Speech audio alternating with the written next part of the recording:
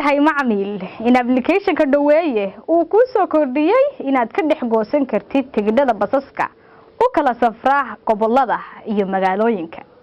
haddii aad ka mid noqoto macaamiisha ka goosta tigidhada application-ka dhaweeye dhexdiisa waxa aad helaysaa qiimo dhimis aad u ballaaran oo aanad markii hore heli jirin marka aad isticmaashid ama aad timaadid xafiiska basaska ogow adeega dhaweeye inuu ku damaanad qaadayo haddii aad goosato tigidhka lacagtiisii aanad kaga raysanaysid inaad u socdaashid ama aad tagtid xafiiska oo aad markii hore tigidhka ka goosan lahayd balse hadda adigoo gurigaaga jooga ama goobtaada shaqo ama meesha kale aad ku sugan tahayba aad toos u goosan kartid